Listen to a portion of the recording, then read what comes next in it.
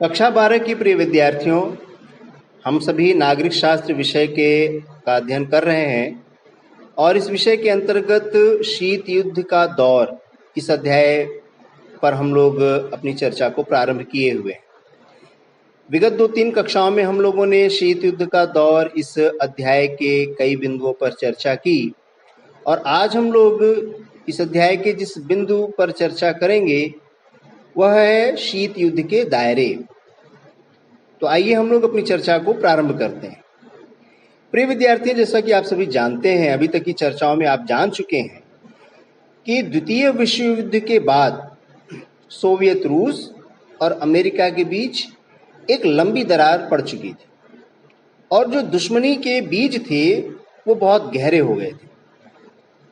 शीत युद्ध के दायरे से हमारा मतलब उन क्षेत्रों से है, उन बातों से है, उन बिंदुओं से है जहां विरोधी खेमे में बटे हुए देशों के सामने जब भी संकट आया तो या तो उन दुश्मन देशों के बीच, खेमों में बटे हुए देशों के बीच सैन्य संघर्ष हुआ या फिर इसके होने की पूरी संभावना बनी, किंतु बातें एक सीमा तक ही बढ़ी।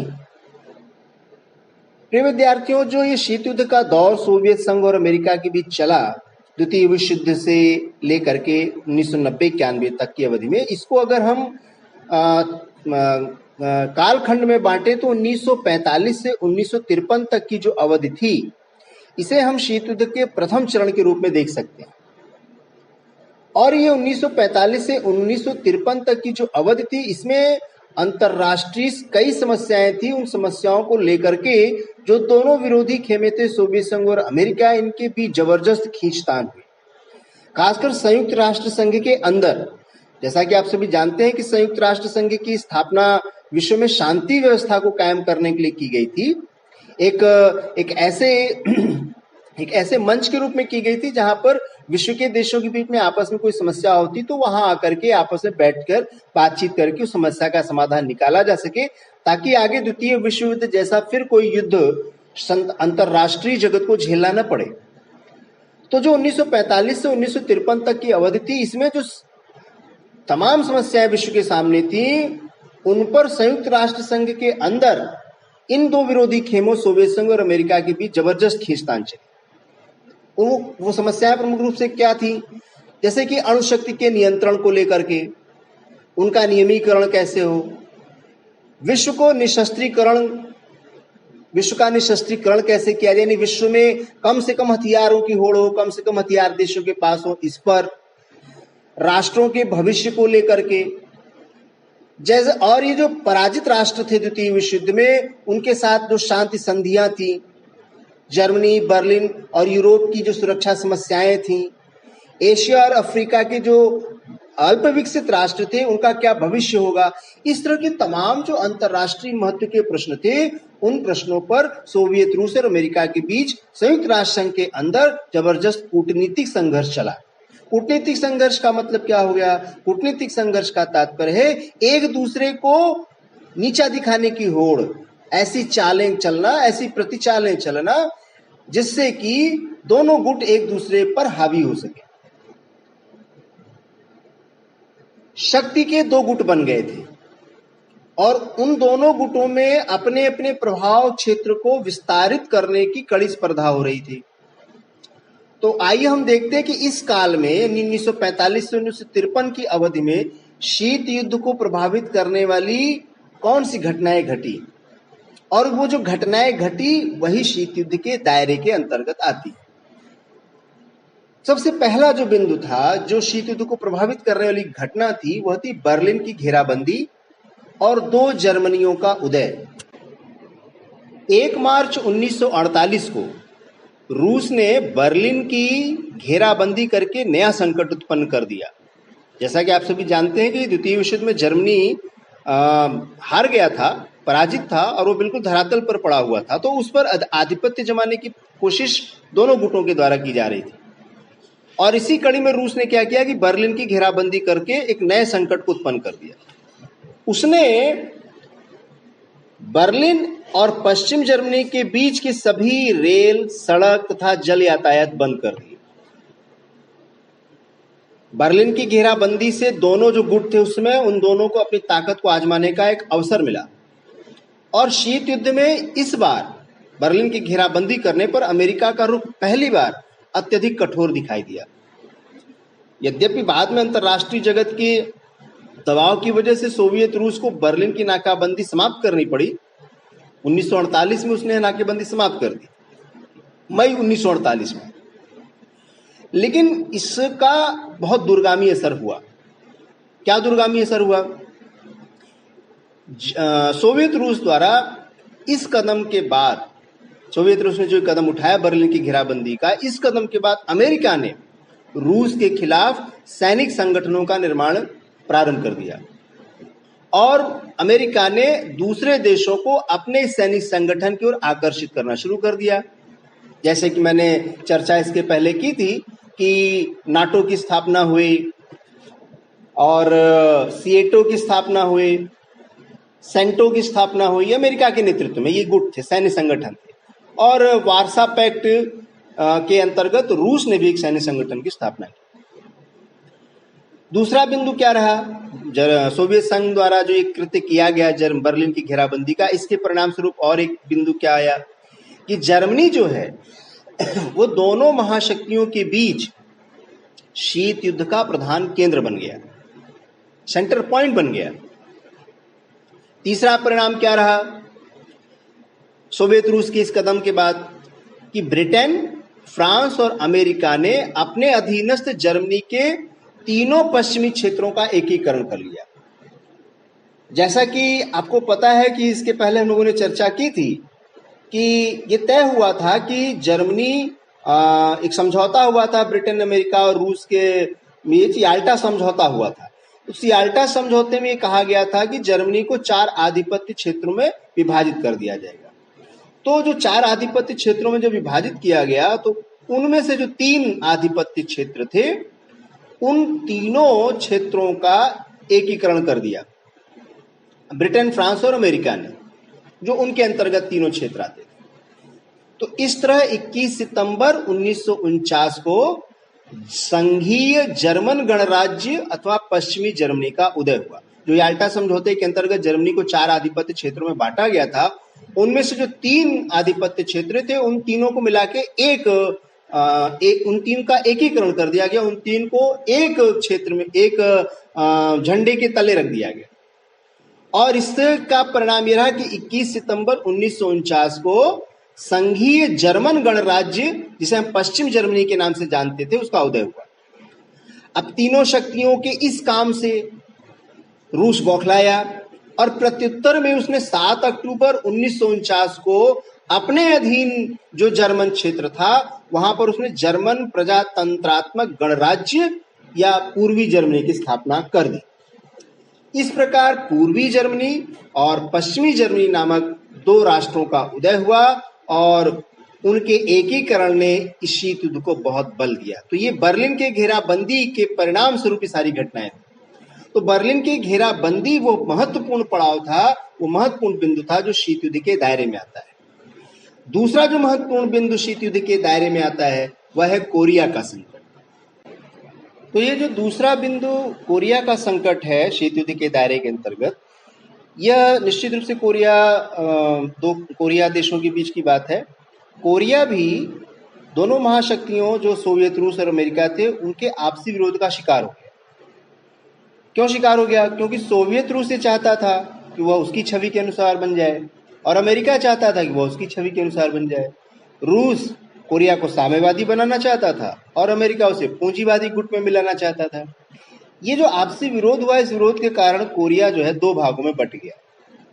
उत्तर कोरिया में रूस के समर्थन वाली सरकार का गठन हुआ और दक्षिण कोरिया में अमेरिकी समर्थक सरकार का गठन हुआ। जून 1950 में उत्तरी कोरिया द्वारा दक्षिणी कोरिया पर आक्रमण कर दिया। इससे शीत युद्ध में कुछ समय के लिए एक उग्रता आ गई, या यूं कहिए कि शस्त्र युद्ध का रूप धारण कर लिया। देखने में ये लगता था ऊपर से कि यह युद्ध जो है उत्तर कोरिया और दक्षिण कोरिया के बीच हो रहा है, लेकिन वास्तविकता यह थी कि यह युद्ध सोवियत रूस और अमेरिका के जो दोनों शक्तिशाली गुट थे उनके बीच था। संयुक्त राष्ट्र संघ ने क्या किया, उसने उत्तरी कोरिया को आक्रमणकारी घोषित कर दिया और संयुक्त राष्ट्र संघ के झंडे के तले अमेरिका और उसके साथी देशों ने दक्षिण कोरिया की सैनिक सहायता की, परंतु किसी भी पक्ष को विजय प्राप्त नहीं हुई। 8 जून 1953 को अंततः कोरिया में युद्ध विराम हो गया। लेकिन इस कोरिया युद्ध से एक नई घटना विश्व पटल पर हुई और जिसका प्रभाव आज तक देखा जाता है। एक तो उत्तरी कोरिया को आप अभी भी देख सकते हैं, वर्तमान समय में उसकी उद्दंडता, वो जब तक तमाम परमाणु परीक्षण करता रहता है अमेरिका और अन्य देशों के धमकाने के बावजूद। और दूसरा कोरिया युद्ध जो ये हुआ उत्तर कोरिया और दक्षिण कोरिया की 1953 में, उसने रूस और चीन, ये दोनों जो देश थे और इन दोनों देशों के जो नेताओं थे, इनको एक ही झटके में एकता प्रदान कर दी। ये दोनों देशों के नेता एक साथ आ गए, क्योंकि चीन भी उत्तर कोरिया का समर्थन करता था और रूसिया ने भी उत्तरी कोरिया का समर्थन किया। तो दोनों देशों का उत्तरी कोरिया का समर्थन करना, इस वजह से रूस और चाइना भी एक साथ आ गए। जबकि द्वितीय विश्व युद्ध के बाद चीन की अमेरिका ने बहुत ज्यादा आर्थिक सहायता की थी, इसके बावजूद भी चीन रशिया के समर्थन में आ गया, क्योंकि वहां भी साम्यवादी सोच चाइना में भी थी। और वह प्रतिफल कि आज तक चाइना जो है वो रशिया के समर्थन में रहता है। रूस का झुकाव वर्तमान राजनीतिक परिदृश्य में भी चीन की तरफ ज्यादा होता है, क्योंकि दोनों जगह साम्यवादी सोच है और साम्यवादी सोच की सरकारें। तीसरी जो शीत युद्ध के दायरे में आता है, वह तीसरा बिंदु है नाटो का गठन। मतलब ये एक ऐसी घटना थी जिसने जो है शीत युद्ध को भड़काने का काम और किया। नाटो का गठन क्यों हुआ था? जैसा कि आपको मैंने बताया था कि जर्मनी की जब घेराबंदी, बर्लिन की घेराबंदी रशिया ने की थी, तो उसके बाद अमेरिका ने अपने नेतृत्व में कई सैन्य संगठन बनाए और जिसमें सबसे प्रमुख था नाटो। तो सोवियत संघ की जो साम्यवाद के फैलाव की नीति थी, उसके उत्तर में उसके जवाब में पश्चिमी शक्तियों ने, अमेरिका, ब्रिटेन आदि ने 4 अप्रैल 1949 को ध्यान रखना होगा आपको, अप्रैल 1949 को नाटो की स्थापना की गई। और जैसा कि हमने आपको नाटो का फुल फॉर्म बताया था, नॉर्थ अटलांटिक ट्रीटी ऑर्गेनाइजेशन, यानी उत्तरी अटलांटिक संधि संगठन। यह एक प्रकार का सैनिक समझौता था। नाटो एक सैनिक समझौता था जिस पर उस समय के 10 देशों ने समझौता संधि पर हस्ताक्षर किया था। उन 10 देशों में प्रमुख रूप से Belgium, Denmark, France, Ireland, Italy, Luxembourg, Holland, पुर्तगाल, ब्रिटेन और नॉर्वे थे। तो आप ये समझ सकते हैं कि ये जो देश थे ये अमेरिकन गुड्स के देश थे और इन लोगों ने नाटो पर हस्ताक्षर किए। इस समझौते में कहा गया था, जैसा कि इसके पहले भी हम लोगों ने चर्चा की है, ये दोहराव होगा उसका लेकिन फिर भी इसमें कहा गया था कि यूरोप तथा अमेरिका में किसी भी एक या अन्य देशों पर, इनमें नाटो संधि में जो भी देश शामिल है, उनमें से किसी भी एक देश पर यदि आक्रमण किया गया तो उसे सभी देशों के विरुद्ध आक्रमण माना जाए। और यह सोवियत संघ को खुली चेतावनी। अमेरिका का मुख्य उद्देश्य सोवियत रूस का सैनिक स्तर पर विरोध करना था। अब हम लोगों ने अभी तक जो बातें जानी, 1945 से 1953 के दरमियान ये घटनाएं, जो कि शीत युद्ध का प्रथम चरण था। और शीत युद्ध का दूसरे चरण को अगर हम लोग कालखंड में विभाजित करें तो यह 1953 से 1958 तक का दौर था। यानी 1953 से 1958 का दौर शीत युद्ध का दूसरा चरण कहलाता है। 1953 में स्टालिन की सरकार की स्थापना रशिया में हुई और शीत युद्ध में एक नया मोड़ आ गया। क्यों नया मोड़ आ गया? क्योंकि जो स्टालिन था वो बहुत उग्र, एग्रेसिव और पश्चिम के प्रति यानी अमेरिकन और उसके गुटों के प्रति कठोर नीति अपनाने का पक्षधर था। अगस्त 1953 में सोवियत रूस का प्रथम परमाणु परीक्षण हुआ और दोनों को हथियारों के क्षेत्र में जो दोनों के बीच में अंतर था वह दोनों को कम करने की आवश्यकता महसूस होने लगी। तो नाटो का गठन ये तीसरा बिंदु था। आइए अब हम लोग चौथे बिंदु पर विचार करें जो शीत युद्ध के दायरे में आता है। जो चौथा बिंदु है वह है पेरिस शिखर सम्मेलन की असफलता तथा U-2 विमान कांड। शीत युद्ध के दायरे के अंतर्गत यह बिंदु क्या कहता है, इस बिंदु में कौन सी बात है? तो प्रिय विद्यार्थियों, पेरिस जो फ्रांस में है, फ्रांस में पेरिस में एक शिखर सम्मेलन आयोजित होना था और उसमें अमेरिका, सोवियत, रूस वगैरह सभी देशों को सम्मिलित होना था। किंतु शिखर सम्मेलन से एक सप्ताह पहले मई 1960 में 1 मई 1960 को अमेरिका का एक जासूसी विमान रूस की सीमा में 2000 किलोमीटर अंदर तक घुस गया। सोवियत की जो सेनाएं थी, सोवियत सेनाओं ने चेतावनी दी, इसके बावजूद विमान के चालक ने विमान को उतारा नहीं। तब मजबूर होकर के सोवियत संघ की सेनाओं ने विमान को गिराकर विमान को मार गिराया और जो उसका विमान चालक था, गैरी पारवस नाम था, उसको जिंदा गिरफ्तार कर लिया गया। सोवियत संघ ने इसकी कड़ी निंदा की और निश्चित ही आप समझ सकते हैं कि इससे अमेरिका और सोवियत रूस के बीच जो शत्रुता थी वो किस तरह से अपने चरम पर पहुंच गई। और इस घटना की वजह से, चूंकि एक हफ्ते पहले ही घटना हुई थी, तो पेरिस का शिखर सम्मेलन जो है वो असफल। अब शीत युद्ध के दायरे में जो अगला बिंदु आता है वह है क्यूबा संकट। क्यूबा संकट के अंतर्गत 1958 में, फिर से मैं आपको याद दिलाऊं कि ये शीत युद्ध का दूसरा दौर है 1953 से 1958 तक का। तो 1958 में क्यूबा में डॉक्टर फिदेल कास्त्रो के नेतृत्व में एक क्रांतिकारी जनवादी सरकार की स्थापना हुई।